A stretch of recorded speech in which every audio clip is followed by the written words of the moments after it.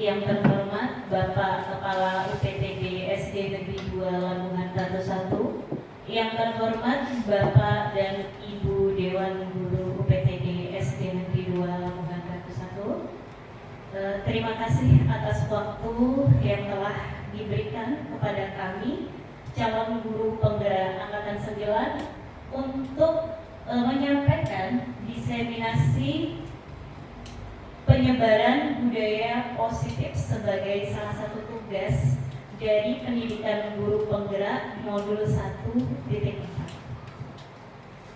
Baiklah Bapak Ibu, di sini saya akan coba memaparkan sedikit tentang budaya positif.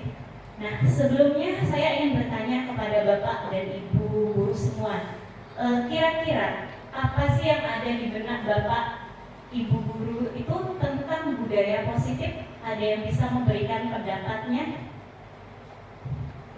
Seperti apa contohnya budaya positif? Sebenarnya sudah banyak sekali yang kita lakukan, kita terapkan di sekolah. Seperti apa Bapak Ibu? Seperti nyalimin salaman dengan anak-anak di depan gerbang. Oh iya, bersalam-salaman menyambut siswa datang sekolah ya Bapak Ibu. Kemudian apa lagi? disabung. Risabung, pembiasaan risabung. Apa rojaah itu juga termasuk dalam penerapan budaya positif. Nah, apakah budaya positif itu penting Bapak Ibu untuk kita terapkan di sekolah kita ini? Sangat penting sekali ya, karena dengan kita meyakini yang namanya budaya positif, nantinya kita akan bisa menumbuhkan yang namanya nilai ataupun motivasi diri. Nah, sebagai seorang guru, kita tugasnya yaitu menyebarkan dan menanamkan budaya positif tersebut, tidak hanya untuk kita sendiri, tetapi kepada seluruh warga sekolah, terutama untuk anak didik kita. Supaya apa? Supaya mereka memiliki tanggung jawab dan juga menjadi siswa yang nantinya memiliki karakter baik sesuai dengan filosofi Ki Hajar Dewantara, yaitu untuk mewujudkan profil pelajar Pancasila. Nah, Bapak Ibu, di sini ada beberapa konsep inti dari budaya positif. Yang pertama yaitu ada perubahan paradigma belajar, kemudian ada disiplin positif, nilai-nilai kebajikan, motivasi perilaku manusia, kebutuhan dasar manusia, posisi kontrol guru, keyakinan kelas, dan segitiga restitusi. Baiklah Bapak Ibu, untuk materi yang pertama akan dipaparkan oleh rekan saya Ibu Afriani. Pada Ibu Afriani, saya persilakan.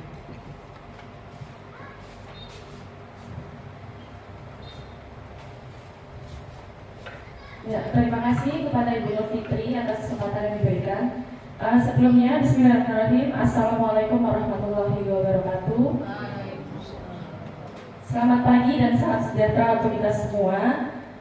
Yang terhormat Bapak Kepala UPTD SD Negeri 2 Lamongan 1 dan Bapak Ibu Dewan Guru yang saya hormati. Di sini izinkan saya untuk melanjutkan presentasi dari Ibu Nur Fitri.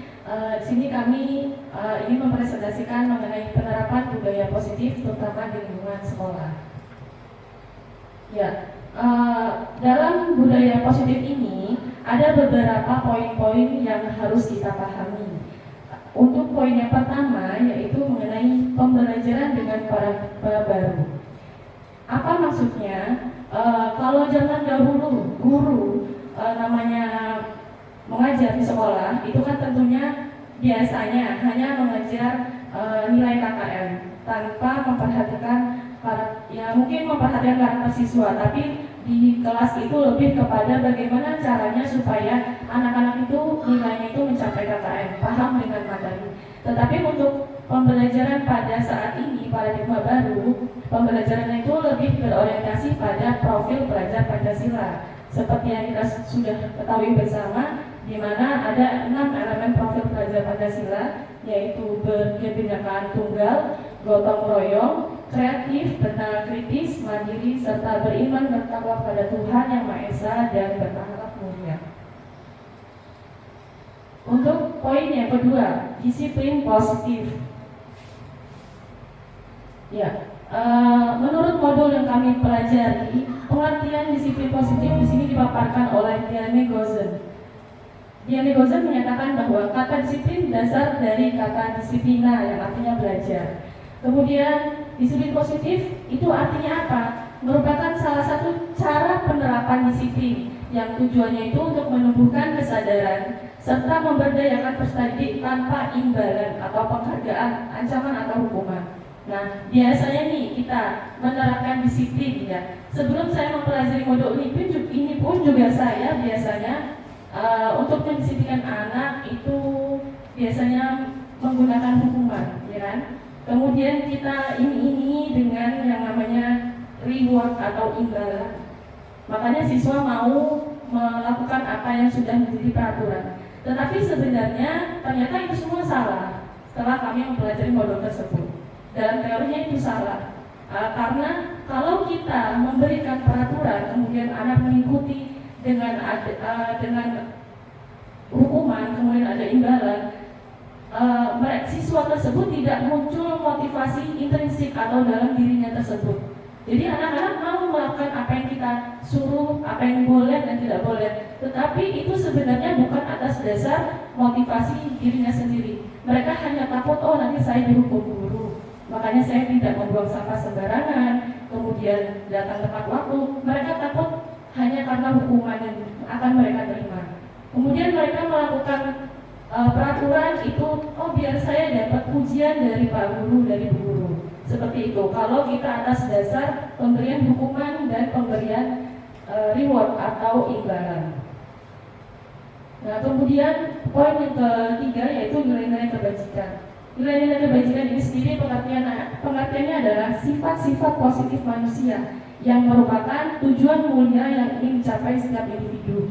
Ya, contohnya seperti kalau kita ada peraturan jangan membuang sampah sembarangan. Sebenarnya nilai kebajikan apa sih yang ingin ditanamkan? Oh, mengenai nilai menjaga kebersihan. Kemudian datang tepat waktu. Nilai kebajikannya apa? Nilai kebajikan adalah mengenai disiplin, seperti itu.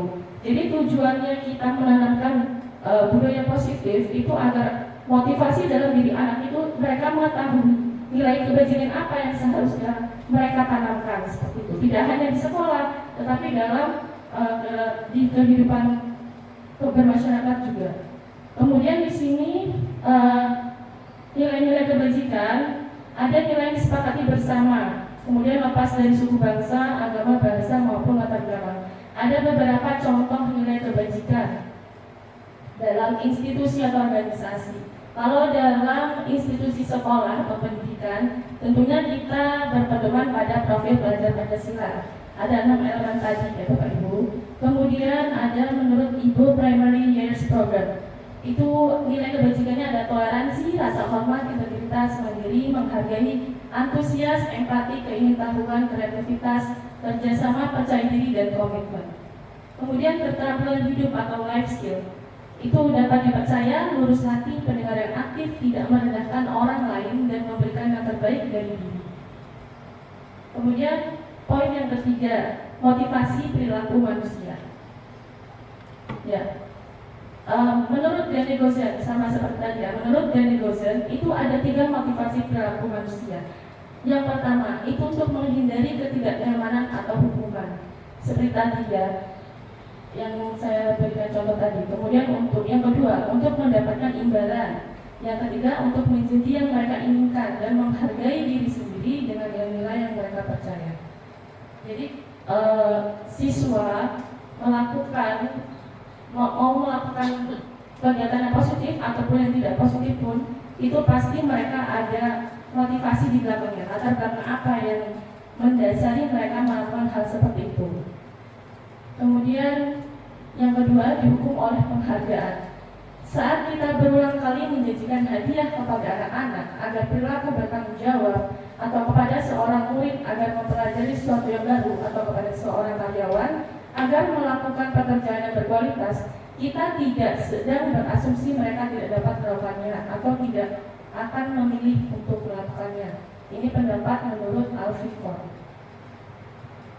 Ya, kemudian Alfikon melanjutkan mengemukakan baik penghargaan maupun hukuman adalah cara-cara mengontrol perilaku seseorang yang menghancurkan potensi untuk pembelajaran yang sesungguhnya. Kemudian kalau menurut Kon, secara ideal tindakan belajar itu sendiri adalah penghargaan yang sesungguhnya. Kemudian teori Alfikon mengenai penghargaan efektif jika kita menginginkan seseorang melakukan sesuatu yang kita inginkan dalam jangka waktu pendek. Poin yang kedua, jika kita menggunakan penghargaan lagi dan lagi, maka orang tersebut akan bergantung pada penghargaan yang diberikan, serta kehilangan motivasi dari dalam diri. Kemudian penghargaan mengenai menghukum, mereka yang tidak mendapatkan penghargaan, misalnya dalam sistem ranking, mereka yang mendapatkan ranking kedua akan merasa paling dihukum. Kemudian poin yang keempat, memberikan penghargaan dan hukuman adalah hal yang sama karena keduanya mencoba mengendalikan perilaku seseorang. Ya, itu tadi maksudnya Bapak Ibu. Kalau di sekolah mungkin saja mereka terlihatnya baik, oh mereka itu disiplin seperti itu, kemudian bertanggung jawab. Tapi kita tidak tahu di luar seperti apa, di rumah seperti apa, di lingkungan bermainnya seperti apa. Mungkin saja mereka di sekolah itu mereka berbuat baik karena itu tadi, mereka takut dihukum oleh guru. Kemudian mereka ingin diberikan penghargaan atau imbalan dari guru. Kemudian di sini ada perbedaan antara pengertian hukuman, konsekuensi, dan restitusi. Kalau hukuman itu dia sifatnya tidak terencana atau tiba-tiba. Misal kita lagi di sini di kantor, terus ada anak tiba-tiba terlambat, terus kita tiba-tiba terpikir pengen menghukum. Nah itu adalah hukuman, bukan konsekuensi. Kemudian yang kedua, murid tidak tahu apa-apa yang terjadi atau tidak dilibatkan. Ya. Jadi yang namanya hukuman itu pasti muncul dari dalam diri kita sendiri kan. Kita mau ngelakuin apa ke anak tersebut. Anak itu tidak tahu dia bakal diapain oleh gurunya. Tapi beda lagi nanti dengan konsekuensi. Kalau konsekuensi itu biasanya ada kesepakatan antara murid dengan guru ketika anak tersebut melanggar peraturan seperti itu. Kemudian yang ketiga bersifat satu arah.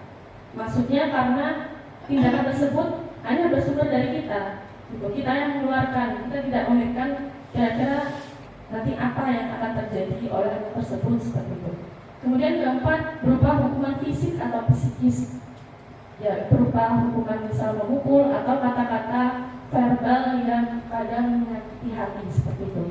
Kemudian yang kedua, konsekuensi. Konsekuensi ini sifatnya dia sudah terencana atau sudah disepakati sesuai aturan. Jadi ada perjanjian atau kesepakatan antara guru dan siswa seperti itu. Kemudian murid tetap dibuat tidak nyaman. Kemudian sikap guru selalu memonitor murid.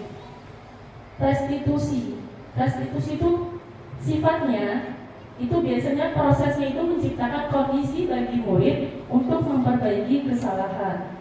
Yang kedua, proses kolaboratif yang mengajarkan murid untuk mencari solusi sendiri.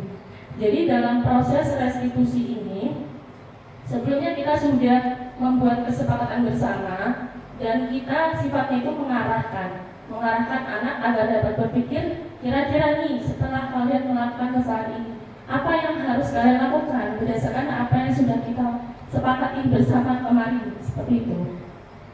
Nanti di akhir mungkin ada contoh videonya. Lanjut. Ya, untuk selanjutnya saya serahkan ke Ibu Nurfitri.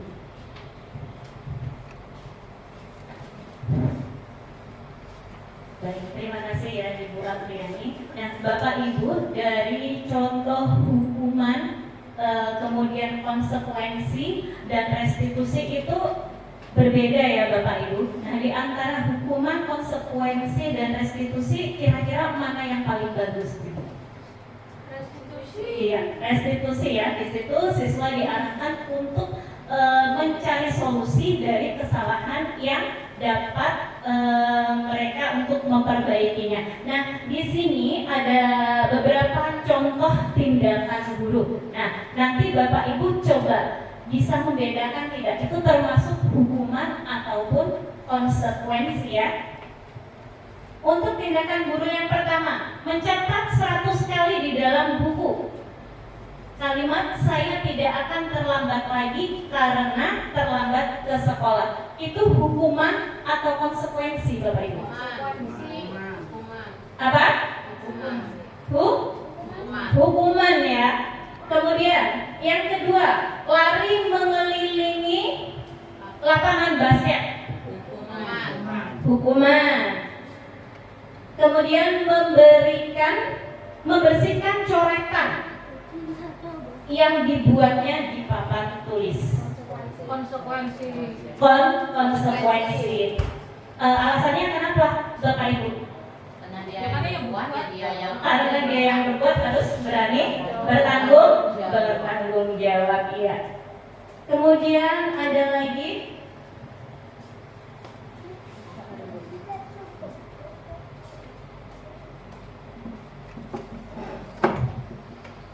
murid diminta untuk push up 15 kali karena tidak menggunakan masker ke sekolah.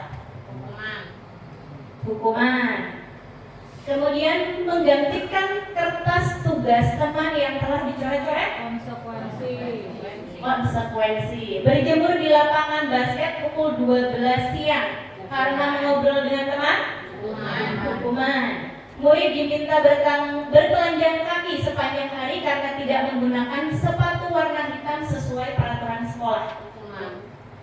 Hukuman atau konsekuensi? Hukuman atau konsekuensi? Dia karena dia pakai sepatu warna hitam, ayo dihukum karena nggak ikut peraturan sekolah. Coba dibalik lagi Bu ke slide sebelumnya. Nah, biar bisa membedakan antara hukuman dengan konsekuensi. Hukuman sifatnya tidak terencana atau tiba-tiba, murid tidak tahu apa yang terjadi atau tidak dilibatkan, bersifat satu arah berupa hukuman fisik atau psikis. Konsekuensi terencana atau disepakati sesuai aturan, murid tetap dibuat tidak nyaman, sikap guru selalu memonitor murid. Konsekuensi. Apa Bapak Ibu? Konsekuensi. Karena sudah ada kesepakatan. Peraturan itu tadi? Iya, sudah disepakati. Dia dipakai. Ada hukuman fisik. Hukuman fisiknya bertelanjang kaki. Berarti itu adalah hukuman.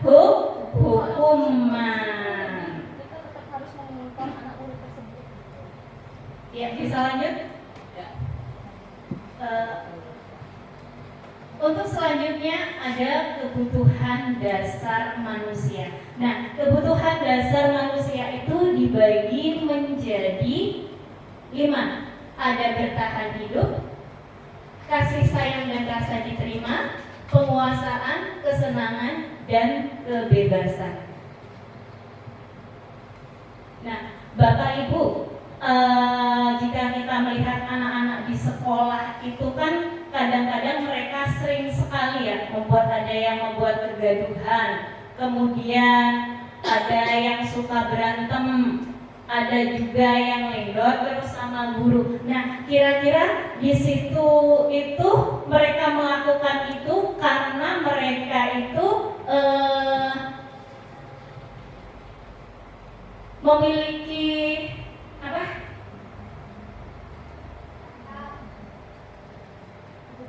Kebutuhan hidup yang tidak terpenuhi ya. Yang pertama, kebutuhan bertahan hidup. Kebutuhan bertahan hidup atau disebut juga dengan survival adalah kebutuhan yang bersifat fisiologis untuk bertahan hidup, misalnya kesehatan, rumah, dan makanan. Nah, kebutuhan biologis sebagai bagian dari proses reproduksi termasuk juga kebutuhan untuk tetap bertahan hidup. Komponen psikologis pada kebutuhan ini meliputi kebutuhan akan perasaan aman. Untuk selanjutnya yaitu kebutuhan kasih sayang dan rasa diterima. Kebutuhan ini untuk disayangi dan diterima meliputi kebutuhan akan hubungan dan koneksi sosial, kebutuhan untuk memberi, menerima kasih sayang, dan kebutuhan untuk merasa menjadi bagian dari satu kelompok. Kemudian penguasaan atau disebut juga dengan kebutuhan kemampuan atas diterima. Kebutuhan ini meliputi keinginan untuk dianggap berharga, bisa membuat perbedaan, bisa membuat pencapaian, kompeten, diakui, dan dihormati. Kebebasan, kebutuhan akan pilihan. Kebutuhan untuk bebas adalah kebutuhan akan kemandirian, otonomi, memiliki pilihan, dan mampu mengendalikan arah hidup seseorang. Nah, anak-anak dengan kebutuhan kebebasan yang tinggi, biasanya mereka menginginkan pilihan.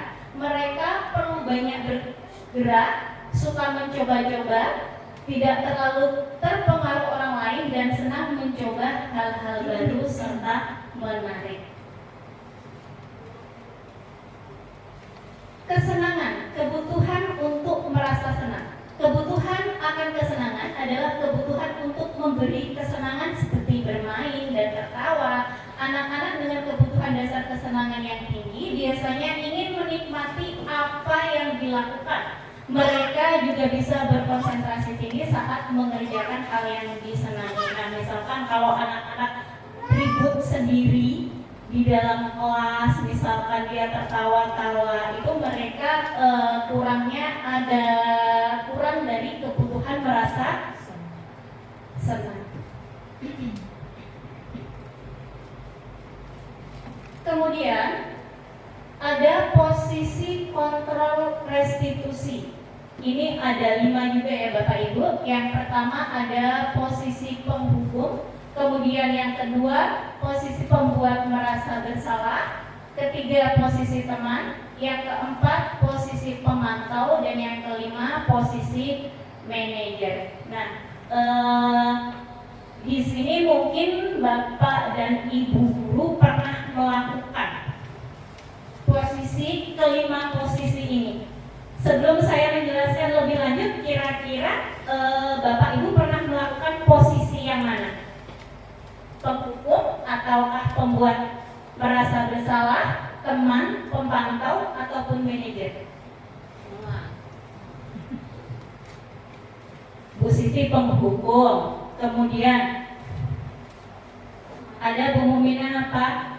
Bu Vera teman. Mungkin Pak Rohman? Manajer. Luar biasa sekali. Selanjutnya Bu Ani.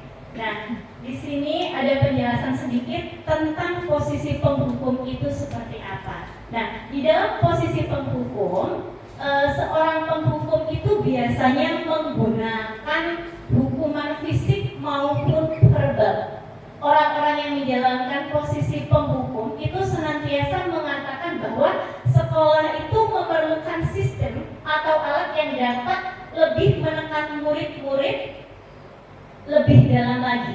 Guru-guru menerapkan posisi penghukum akan berkata, biasanya perkataannya itu dengan kata-kata yang keras dan tegas. Patuhi aturan saya, atau awas.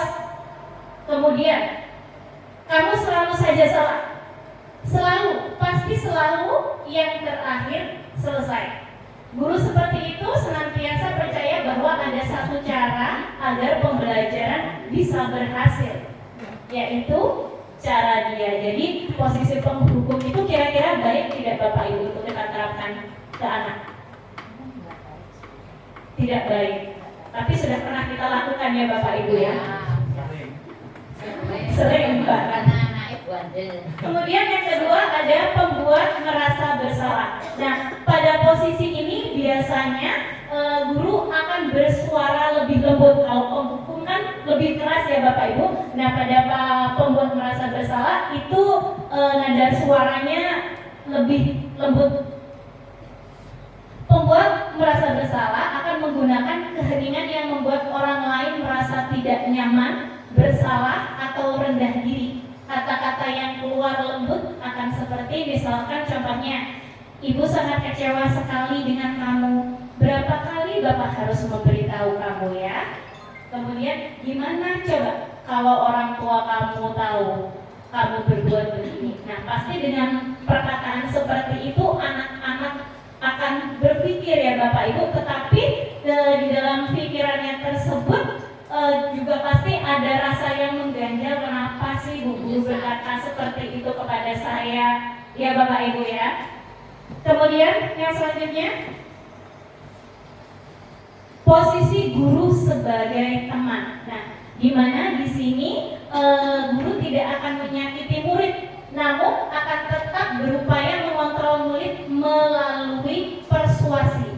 Pada posisi ini biasanya guru akan berkata, ayolah bantulah demi Bapak ya.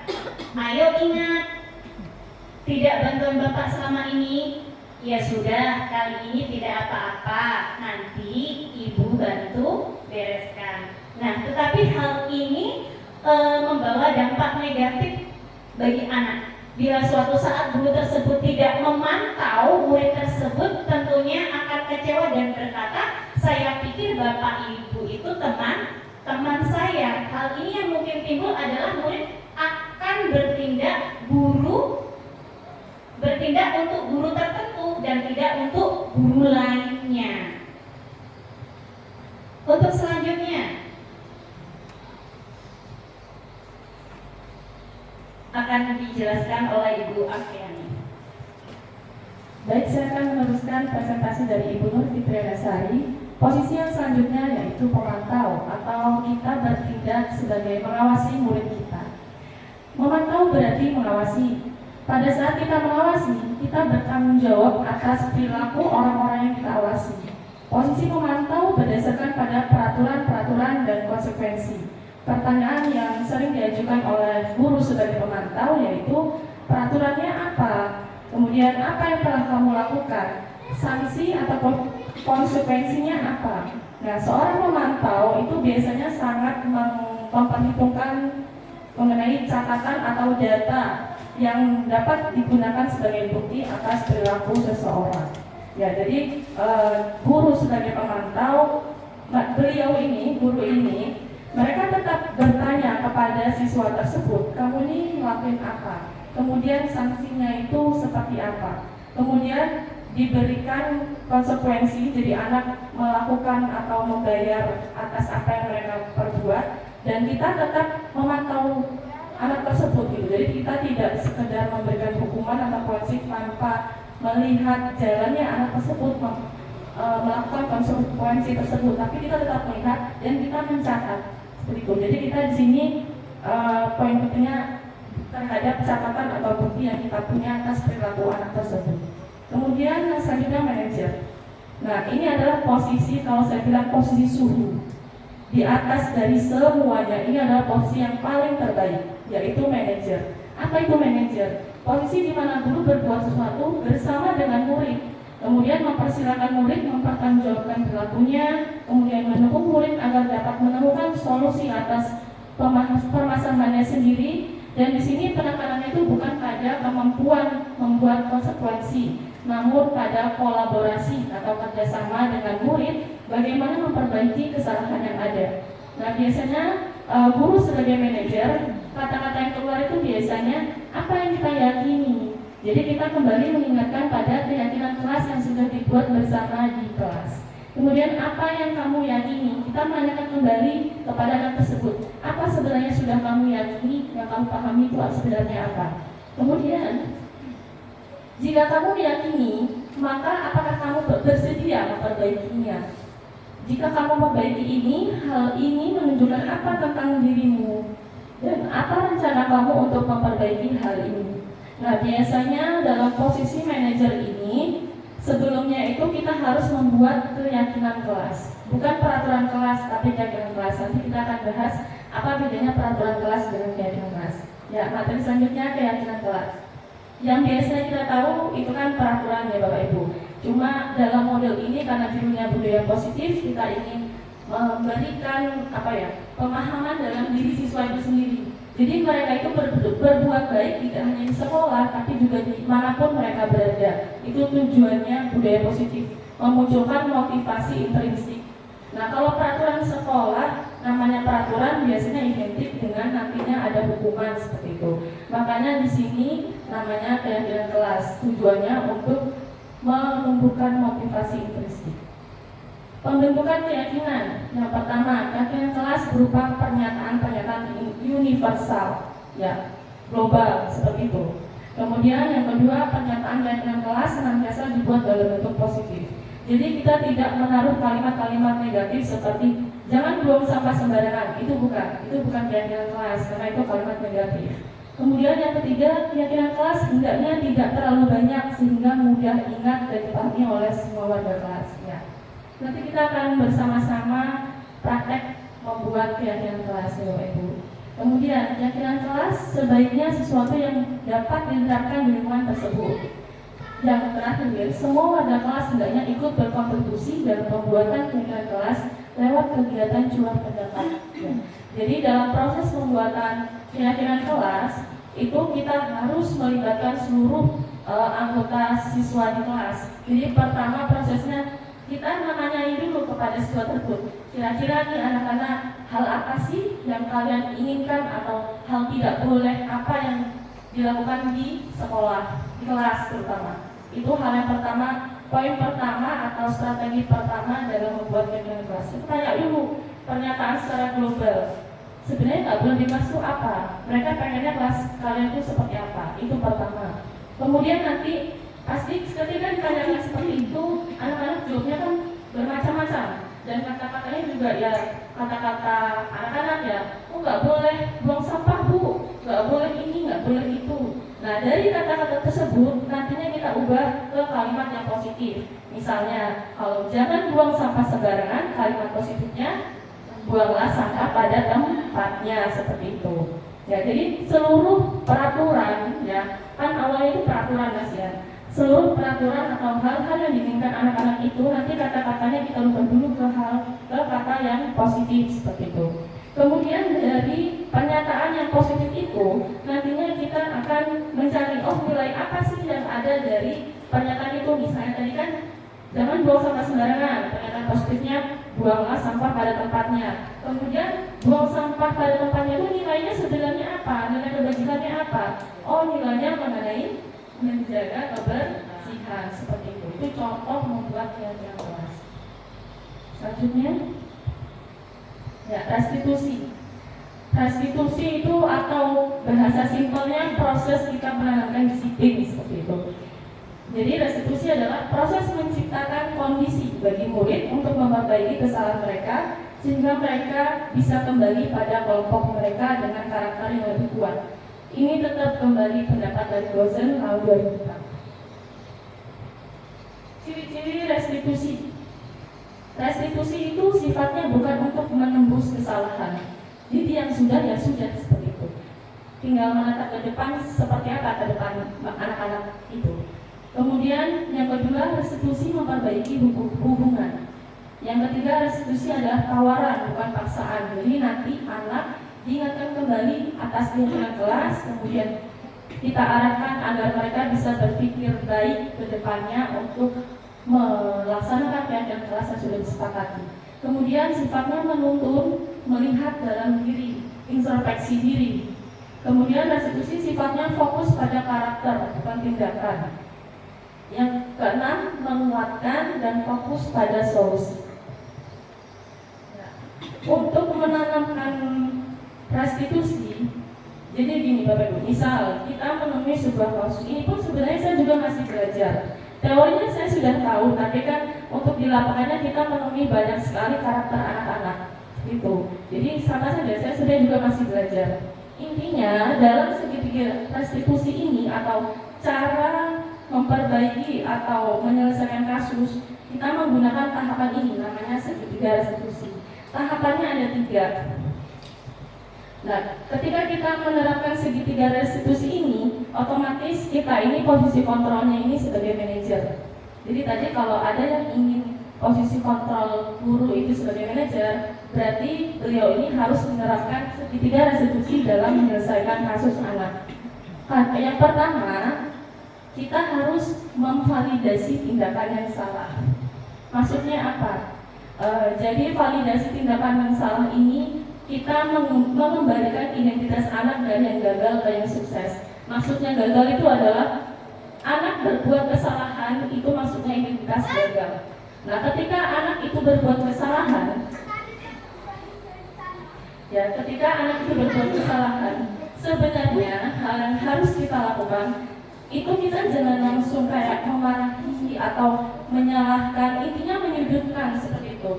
Tetapi kita harus istilahnya ngademin hati dulu gitu. Anak yang berbuat kesalahan biasanya mereka posisinya masih orientasinya itu masih pada mereka ini benar, mereka masih panas gitu. Nah, kita ngademinnya dengan cara kita berupaya untuk memposisikan diri kita itu pada mereka. Slide selanjutnya, menstabilkan identitas. Step yang pertama, menstabilkan identitas. Bagian dasar dari segitiga bertujuan untuk mengubah identitas anak dari orang yang gagal karena melakukan kesalahan menjadi orang yang sukses. Anak yang melanggar peraturan karena sedang mencari perhatian adalah anak yang sedang mengalami kegagalan. Tadi kan sebelumnya ada tuh materi tentang kebutuhan dasar manusia, ya kan? Jadi yang namanya anak melakukan kesalahan itu pasti ada motivasinya kenapa. Misalnya anak di kelas itu suka makan, kita cari dulu motivasinya apa. Oh mungkin karena dia di sekolah, di rumah itu nggak sarapan seperti itu. Nah nggak sarapan itu tadi kan tujuannya buat memenuhi kebutuhan mereka agar nggak lapar seperti itu, kebutuhan bertahan hidup. Jadi pada tahap menstabilkan identitas ini kita cari tahu dulu intinya itu kenapa. Kemudian kalau kita ingin dia menjadi reflektif, artinya kalau kita ingin anak tersebut itu ngaca dari atau introspeksi dari apa yang mereka perbuat, maka kita harus meyakinkan si anak itu. Gimana caranya? Kita pakai beberapa kalimat-kalimat ya. Yang pertama, berbuat salah itu tidak apa-apa. Ya, kita meyakinkan kepada anak itu, kita jangan justru malah menyudutkan sebenarnya kalau menurut teori seperti itu. Ya, tapi kita ya memang berbuat salah itu tidak apa-apa. Tidak ada manusia yang tidak pernah berbuat kesalahan seperti itu. Yang kedua, tidak ada manusia yang sempurna. Kemudian saya juga pernah melakukan kesalahan itu. Ibu guru juga pernah kok melakukan kesalahan gitu. Jadi kita ngademin anak itu dulu gitu. Kemudian kita bisa menyelesaikan masalah ini. Kita memberi motivasi. Nggak apa-apa, berbuat salah itu nggak apa-apa. Ibu pernah berbuat kesalahan. Nah sekarang kita melihat ke depan seperti itu. Kita intinya dalam tahap menstabilkan identitas ini kita ngademin hati anak dulu. Kan kalau anak usia hatinya adem, kemudian kita menaruh hubungan positif kepada anak tersebut bisa jujur gitu. Jujur mengeluarkan apa yang menjadi motivasi mereka itu seperti itu. Kemudian kata selanjutnya, bapak atau ibu tidak tertarik mencari siapa yang salah, tetapi bapak atau ibu ingin mencari solusi dari permasalahan ini. Kemudian kamu berhak merasa begitu. Dan yang terakhir, apa kamu sedang menjadi teman yang baik untuk dirimu sendiri. Step yang kedua,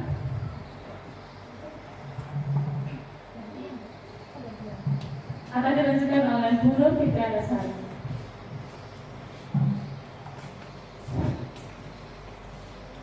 Baik, terima kasih Bu Apriani. Untuk tahapan segitiga restitusi yang selanjutnya yaitu validasi tindakan yang salah. Nah, setiap tindakan yang kita lakukan dengan suatu tujuan yaitu untuk memenuhi kebutuhan dasar. Kalau kita memahami kebutuhan dasar, apa yang mendasari sebuah tindakan, pasti nantinya kita akan bisa menemukan cara-cara paling efektif untuk memenuhi kebutuhan tersebut. Nah, jika anak melakukan kesalahan, pastinya di sini nanti guru akan membantu murid untuk mencari solusi supaya anak tersebut bisa memperbaiki kesalahan yang telah mereka perbuat.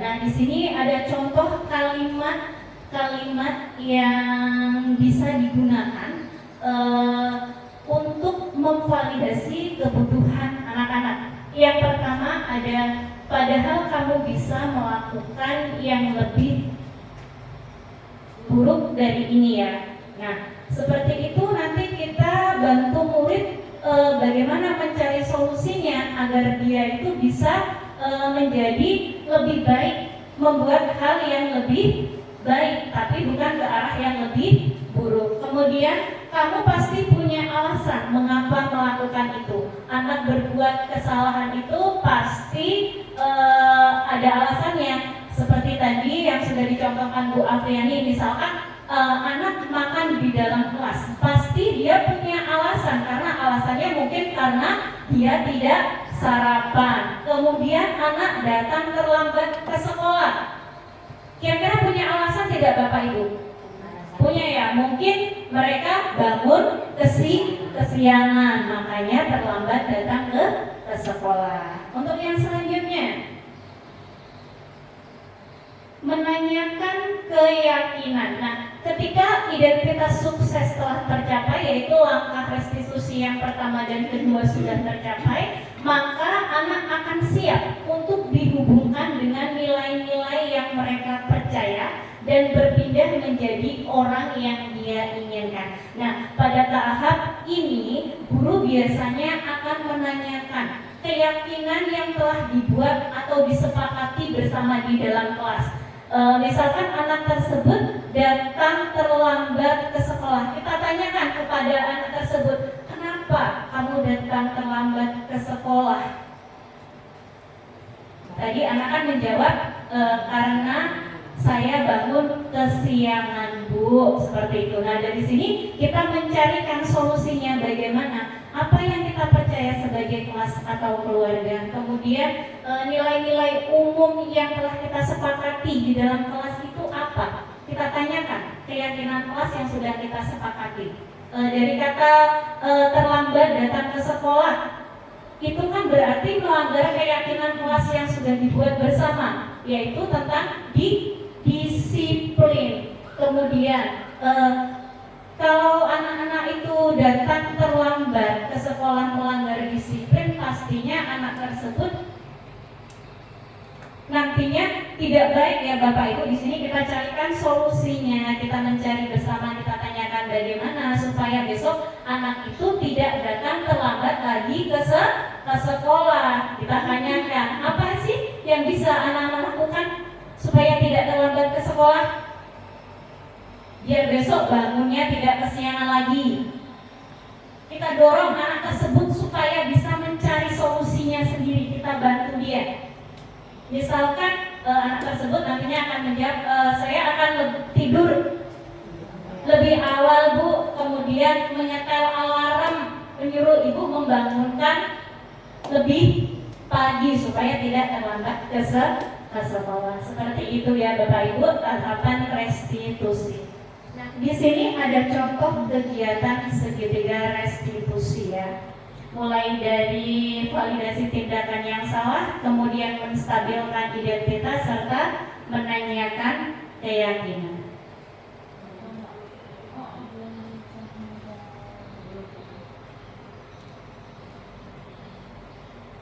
Kita coba tonton bersama-sama.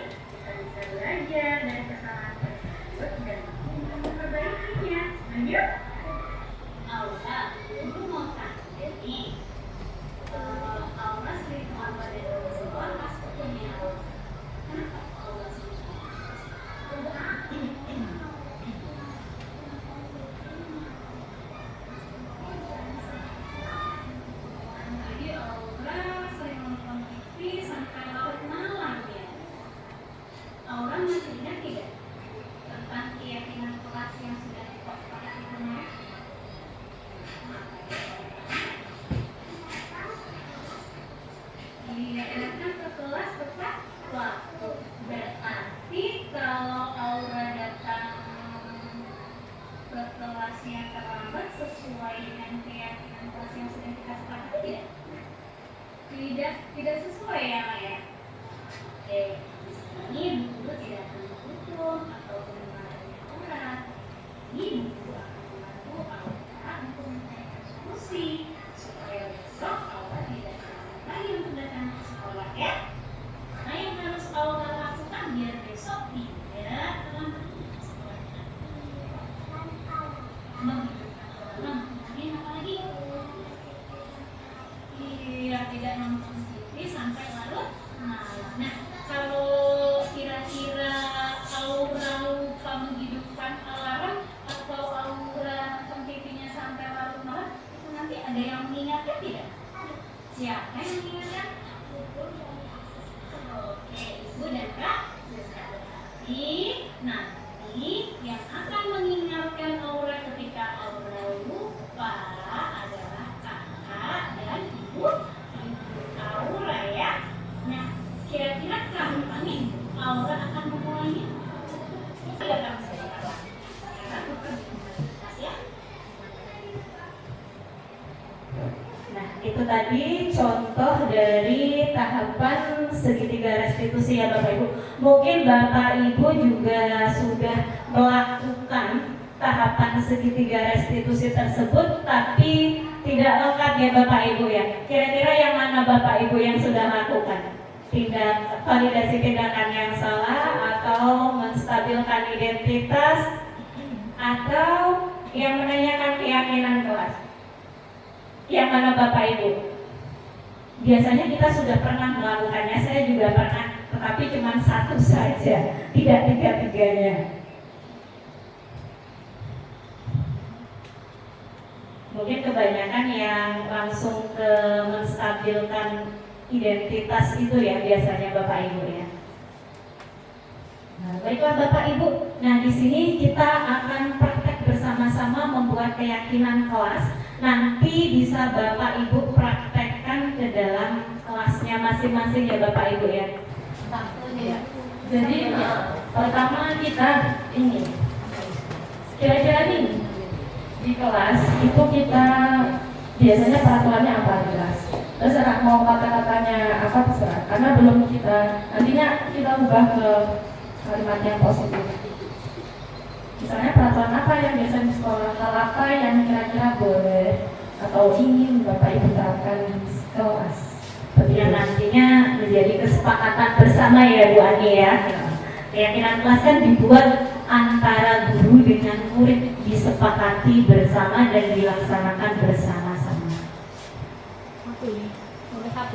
Satu saja sebagai contoh. Kalau sudah selesai boleh ditempelkan ke depan. Pak Rohman sudah selesai, kemudian disusul dengan Bu Melda. Untuk selanjutnya ada Bu Nur Gaitri, Bu Siti Rohani, Bu Maria, Ibu Vera. Ayo Pak Budi, Bu Momena dan Bu Ratna.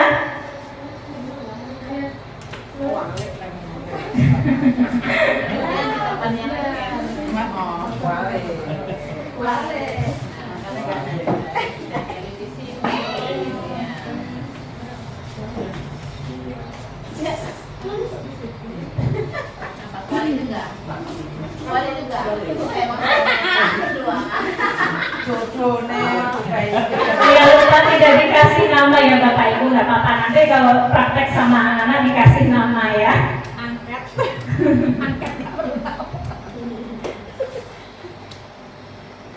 Ayo balapan. Emang soulmate-nya. Salah aja bareng-bareng. Ya sudah terkumpul ya Bu Ani, coba kita seleksi bersama Bu Ani.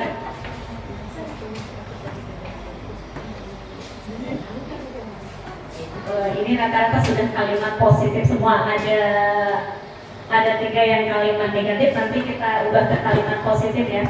Ini yang pertama ada tempat Pak Rahman, dari Pak Rahman, berdoa sebelum dan sesudah belajar. Kemudian ini ada menjaga kebersihan. Kelas. Menjaga kebersihan. Ada apa lagi Bu Ani? Ini dikelompokkan Bapak Ibu. Jadi nanti kalau sama siswa, pertama itu tadi, siswa terserah mau nulis apa dia di sini. Kita tempel sembarang. Setelah itu nanti kita mengelompokkan. Kan pasti ada yang sama kan? Kayak ini nih, buang sampah di dalam kelas, buang sampah Ke tempatnya. pada tempatnya gitu. Ini sama dengan menjaga Ini sama kebersihan. dengan menjaga kebersihan kelas. Jadi dikelompokkan menjadi satu seperti itu. Kemudian ini ada lagi, jangan buang sampah di dalam laci. Ini sama. Jadi digariskan seperti itu. Ini ada tidak ribut saat belajar.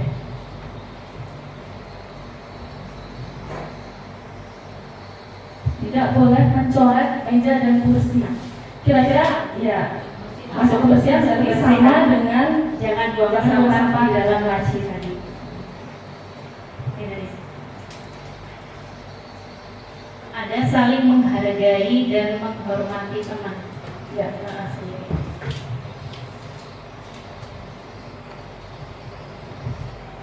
Ya. Ternyata dari kita yang tadi berberapa ini? Berarti ya. 9. 9 ya? Ya. Ya, 9.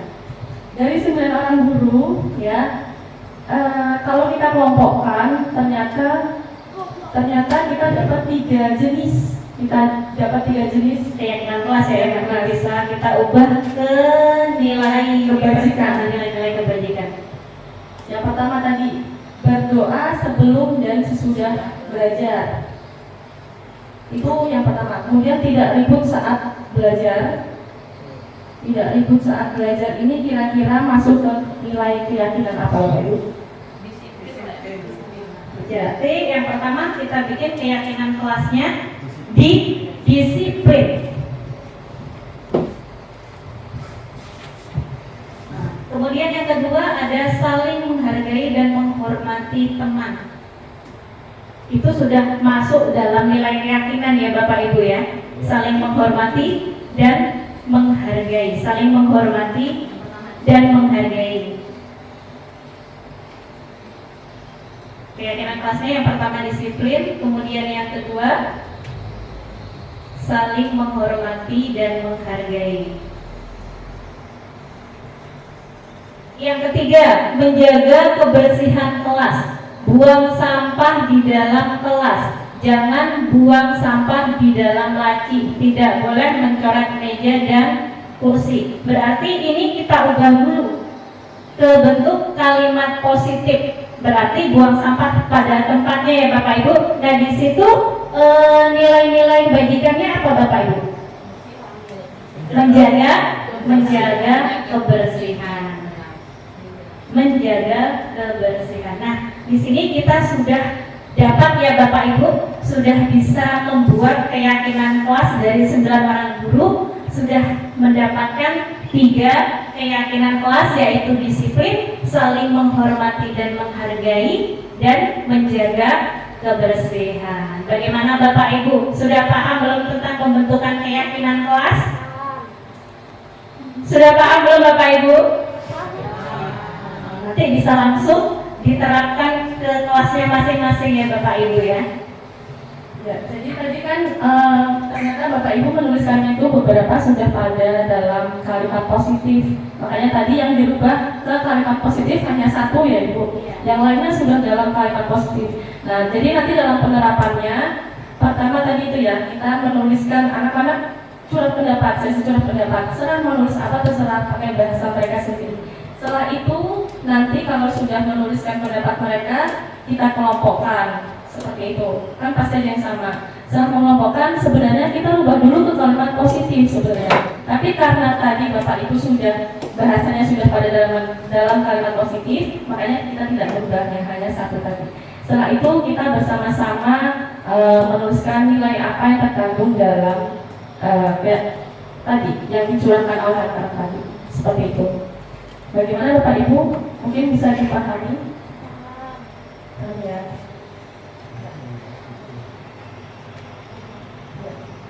Demikian tadi ya pemaparan mengenai penerapan budaya positif yang sebenarnya kami berdua pun juga masih sama-sama belajar.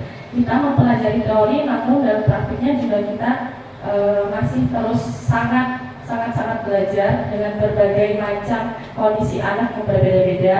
Tetapi kami berharap semoga untuk kedepannya dalam menyelesaikan segala apapun permasalahan anak, kita tetap berpedoman pada beberapa nilai-nilai dalam budaya positif. Di sini kurang lebihnya kami mohon maaf, dan sebelumnya kami juga ucapkan terima kasih banyak kepada Bapak Ibu yang telah memberikan waktunya kepada kami semua. Semoga kedepannya sekolah kita dan kita semua dapat menjadi pribadi yang lebih baik lagi dan membawa sekolah ini menjadi lebih maju lagi. Amin. Baik, kami akhiri. Wabillahi taufiq wal hidayah. Wassalamualaikum warahmatullahi wabarakatuh. Waalaikumsalam.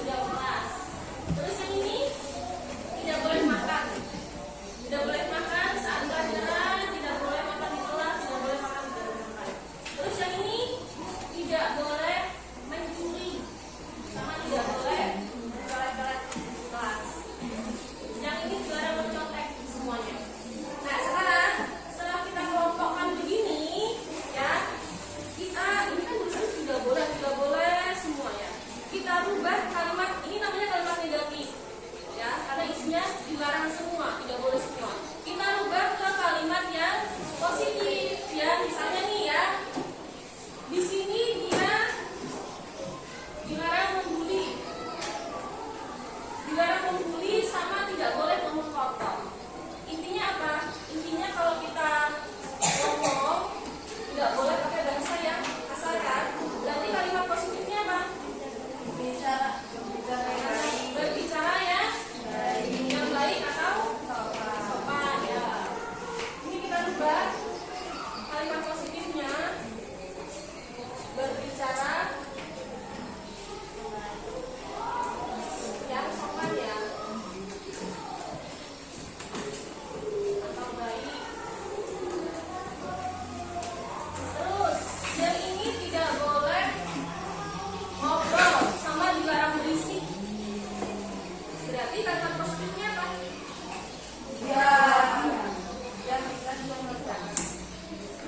Yang di kelas atau apa? Jadi ini kan kalau dia tidak berisik, berarti artinya ketika guru menjelaskan kan, ketika guru menjelaskan yang lainnya berisik, berarti artinya kalimat positifnya kalian harus memperhatikan atau mendengarkan. Ketika Nah sekarang ini yang paling banyak intinya di sini tidak boleh buang sampah sembarangan, tidak boleh mencoret-coret di dalam kelas, tidak boleh buang sampah di laci. Berarti kalimat positifnya kalian apa? Buang sampah pada tempatnya.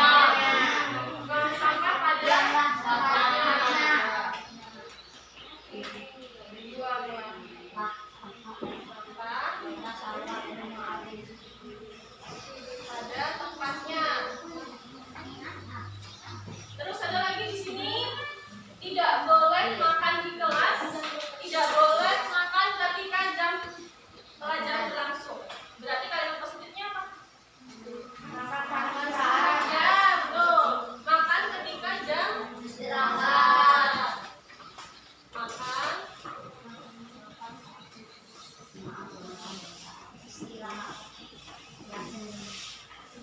terus di sini tidak boleh mencontek. Tidak boleh mencontek. Berarti kalimat positifnya apa? Ya, mengerjakan tugas sendiri. Ya, nilainya nanti. Mengerjakan tugas.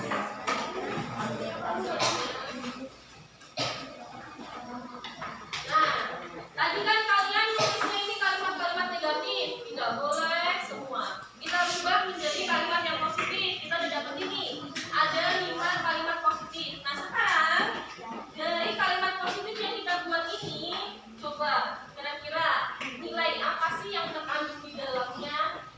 Ya, nilai keyakinan apa yang terkandung di dalamnya? Misalnya yang pertama, berbicara yang sopan atau baik. Berarti nilai kebaikan atau nilai kebajikan apa?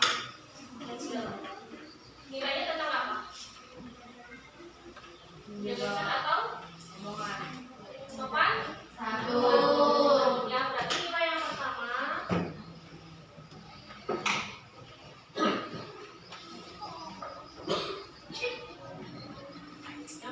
tentang sopan santun. Terus yang kedua, memperhatikan ketika guru menjelaskan. Berarti nilainya tentang apa?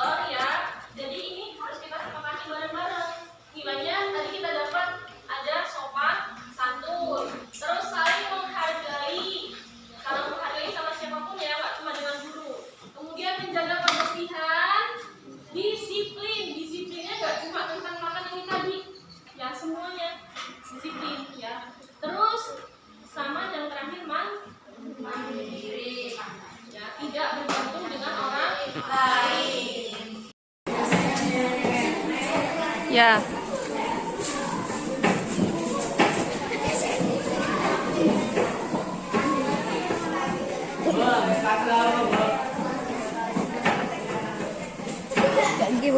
Masih. Nomornya di mana yang kosong? Masih.